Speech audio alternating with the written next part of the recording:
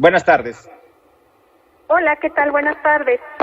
Buenas tardes, perdón, teníamos un problema con la comunicación, pero abordar más sobre el tema, esta pandemia, leía el estudio que hizo precisamente el instituto, que enfrenta, además de una cuestión de salud, ahora una cuestión en la educación que va a cambiar en muchísimas cosas, como lo venimos escuchando, a distancia, de manera virtual, sin la presencia del docente. ¿Qué está pasando y qué nos viene además?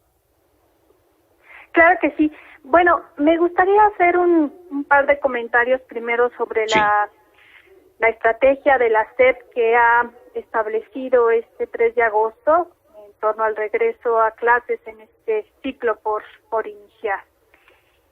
Primero me parece que es importante señalar que efectivamente no tenemos condiciones para regresar a las clases presenciales.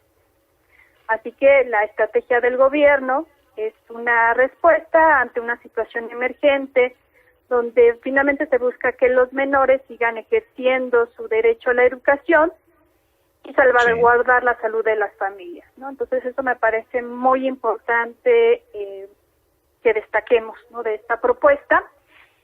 Ahora, un primer punto que habría que discutir es qué tipo de educación se está privilegiando y a quiénes se va a beneficiar con la estrategia y los recursos financieros que están en juego, ¿no? Entonces eso habrá que analizarlo a fondo.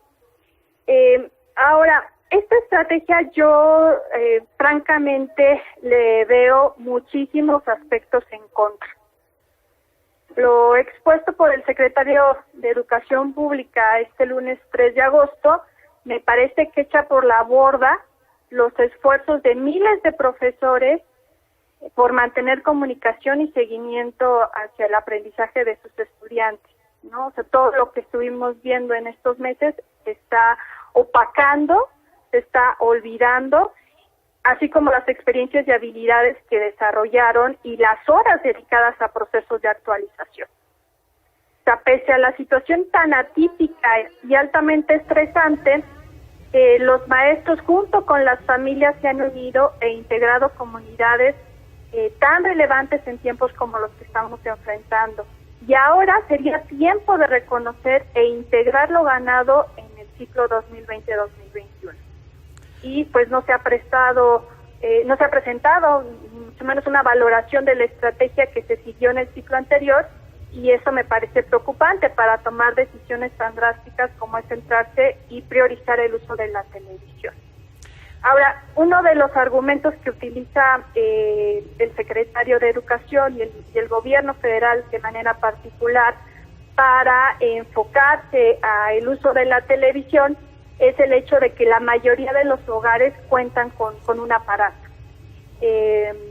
Sin embargo, esto no es garantía de tener condiciones reales para el aprendizaje. Y me parece que es una trampa y una falsa ilusión que poco aporta a una verdadera equidad educativa. O sea, muchas familias, y más las que pertenecen a los niveles socioeconómicos más bajos, verán comprometido el seguimiento del aprendizaje de sus hijos e hijas. Doctora, muy buenas tardes. Sí. Doctora, muy buenas tardes. Le saluda Tania Gómez. Sabemos que el territorio mexicano pues es muy desigual. No es lo mismo hablar de las personas que estudian aquí en Ciudad de México que quienes estudian en la Sierra de Guerrero, por ejemplo. Si bien es cierto que la televisión tiene presencia y tiene penetración, sin embargo, pues hay que hablar, por ejemplo, de las familias que tienen un solo televisor y 3 menores en casa. ¿Qué decir al respecto? ¿Qué nos va a generar esto? ¿Qué podríamos estar viendo el próximo año como efectos de esta circunstancia?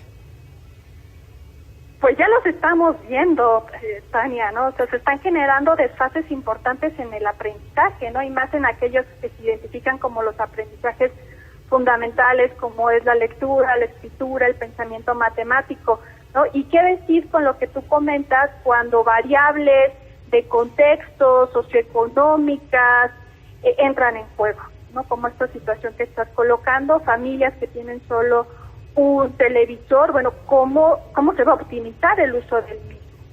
Y entonces ahí hay un problema altamente importante. Y como lo que refería con anterioridad, o sea, focalizar exclusivamente el uso de la televisión sin diversificar otro tipo de de estrategias e incluso incorporar a los docentes plenamente es muy preocupante. Entonces ya se están generando problemas en el aprendizaje que ya veníamos de tiempo atrás presentando, como se observa en pruebas nacionales e internacionales, y esto pues francamente va a traer más desfases en el aprendizaje, más desventajas entre los distintos sectores sociales. Y desigualdad. Entonces, esto quiere decir entonces que seguramente en las evaluaciones nacionales o las internacionales que se llegaran a hacer, vamos a ver los resultados al cabo de algunos meses o años. Sí, pero como les comentaba, o sea, ya estas problemáticas las estamos viviendo, ya se están viviendo en tiempo real, estos desfases en el aprendizaje, tanto de contenidos escolares como en el desarrollo de otro tipo de habilidades, ¿no? Habilidades interpersonales, cuestiones que tienen que ver, por ejemplo, con cómo manejo mis emociones, cómo me expreso.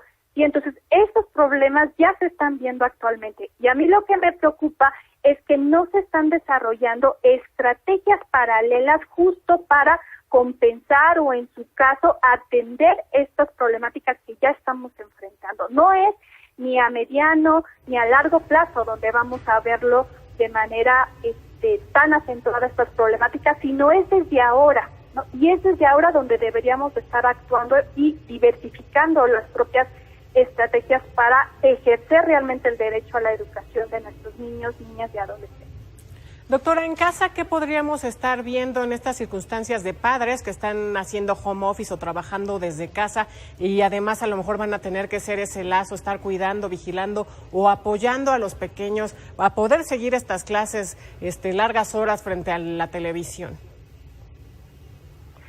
Así es. Como comentaba en un principio, es muy importante generar realmente comunidad, ¿no? Reforzar el sentido de comunidad. Si bien en las casas, como se comentan, padres que tienen que estar haciendo el trabajo desde casa, o padres que tienen que salir para ganar un poco de dinero, ¿no? En estas circunstancias, pues los hijos se quedan solos, ¿no? Los hijos se quedan solos, y ahí, por ejemplo, lo que se podría hacer es justo apoyándose en otras familias, con otros niños de los mismos niveles educativos, del mismo salón, por ejemplo, generar guardias entre los papás, ¿no? O sea, apoyarse entre las familias para ir desarrollando los aprendizajes de los niños. Pero insisto, esto tiene que ser acompañado también de la mano de los docentes. ¿Sí? O sea, no podemos asumir que las familias por sí mismas van a contribuir plenamente a el aprendizaje y el seguimiento de las actividades escolares de los niños. Los maestros tienen un papel muy importante para este seguimiento. De ahí la importancia, Gabriela, de generar verdaderas comunidades, ¿no? Entre profesores, maestros, directores, etcétera. Sí.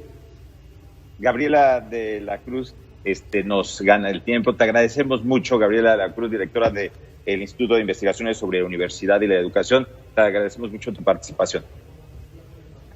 De qué, me da gusto comentar con ustedes estas ideas y preocupaciones. Muchas gracias.